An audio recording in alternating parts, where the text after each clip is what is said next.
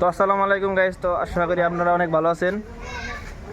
আমরা আজকে এসেছি মুক্ত বাতাসে হবিগঞ্জ পলিটেকনিক নদীর পাড়ে। হ্যাঁ, এটা হচ্ছে হবিগঞ্জ পলিটেকনিক ইনস্টিটিউটের পাশে গোপাইয়া বাজারে বাজারে আর কি। আপনারা এই জায়গাটা একটু দেখাও সিরাজ। আপনারা দেখতে পারবেন যখন নদীতে পানি বেড়ে যায় এই জায়গাটা হচ্ছে তলিয়ে যাওয়ার সম্ভাবনা বেশি থাকে এবং রিস্ক পড়লে এটা জায়গা থাকে আর কি। এই জায়গাটা আমরা আজকে এই রাস্তাটাতে হাঁটতেছি, খুব ভালো লাগতেছে। আমাদের সাথে আছে স্বাধীন, নাইম, শাফিউল। চলো দেখি আমরা একটু নিচের দিকে।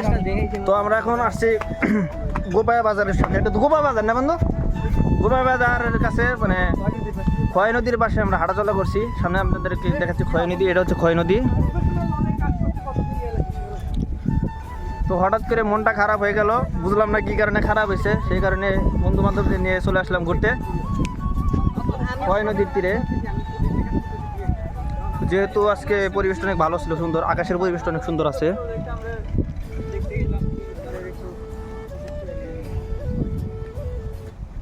এখানে তো মাছ পাওয়া যায় নাকি রে? হবিগঞ্জের মধ্যে কি প্রজেক্ট নিবা তোমরা?